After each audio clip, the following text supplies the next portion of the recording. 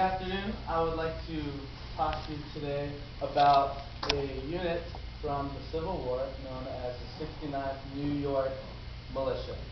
My name is Dennis Andrews, and let's get started. The Civil War was a dark period of time for our country. Families fought against one another. Immigrants fought against the very people who they shared boat rides over to the United States with. And our country was quite literally ripped apart. Many people gave their lives for the preservation of the United States of America, or to defend their states' rights, depending on which area they live. I would like to share briefly about the history of the 69th New York State Militia. First, we're going to talk about their background. Then I'm going to follow up with a brief list of their engagements that they fought in. I'm also going to talk about the regiment's honors. And then finally, I'll follow up with the man responsible for bringing up Irish units in the Union Army. Let's start off with their background. In the book, The Battle Cry of Freedom, James McPherson tells us that the Irish came to the United States in the 1830s, flooding the United States. They came to America to start afresh. They were having issues in Ireland. They wanted freedom. They wanted to be able to practice whatever they wanted here in America freely. So they came to America and they wanted a better life. However, there was great resentment towards the Irish in America at the time because of their hostility towards the thought of a civil war. There was even hostility towards the Irish because of Irish riots being held in protest to the Civil War outbreak. Though the Irish would come to be known for their bravery and their heroism on the battlefield, they had made quite a name for themselves before the war had even started. In the Civil War Encyclopedia by David and Jean Heidler, the 69th refused to march in a parade for the Prince of Wales, Edward at the time. They refused to march when he came over. And at that time, many people in America wanted the disbandment of that unit. They wanted just to eliminate that unit. They wanted to throw those men in prison. That did not happen, unfortunately, for those who wanted the disbandment, but fortunately for those who appreciated the Union.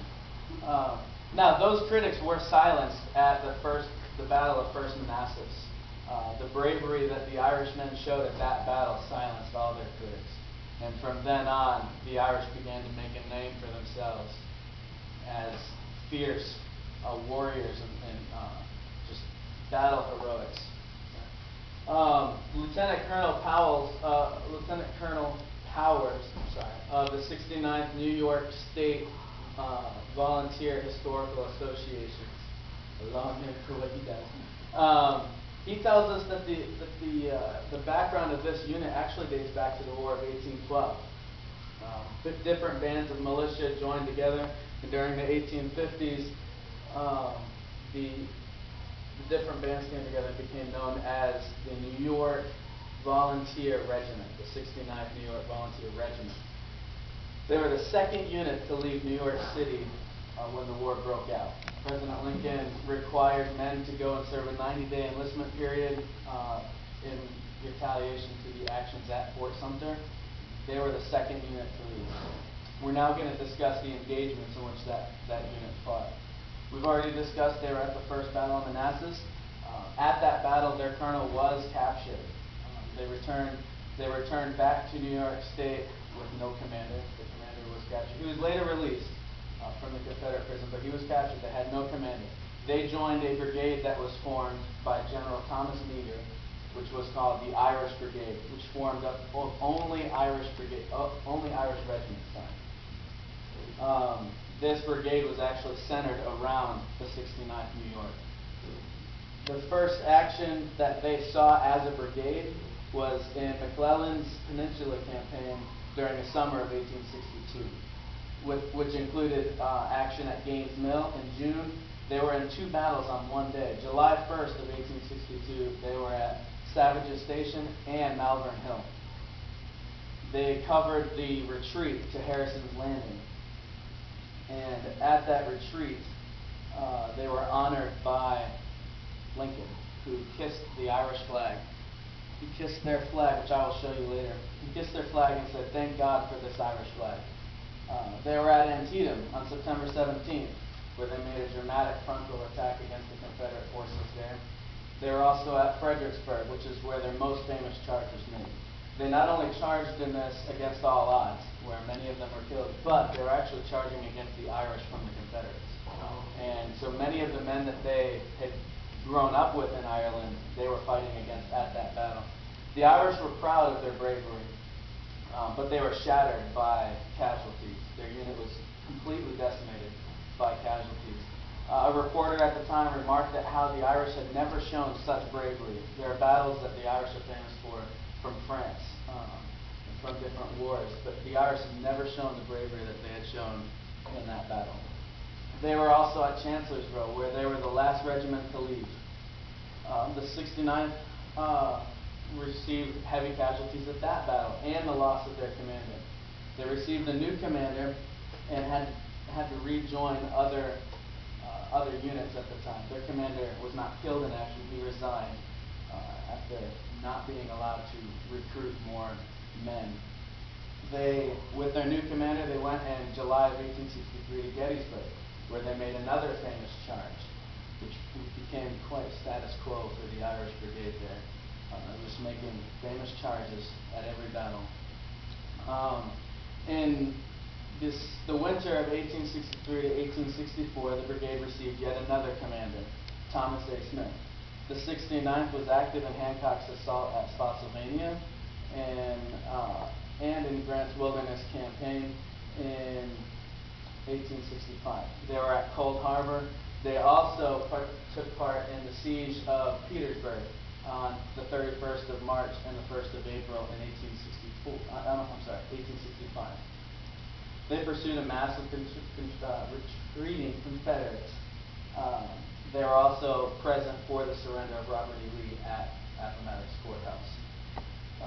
Though the 69th was reduced in numbers and combined with other units in the end, they remain as a combat unit. The 69th New York State Militia is still around, and you can actually go and serve with the Irish Brigade or the Irish Regiment in what is now known as the 69th New York National Guard.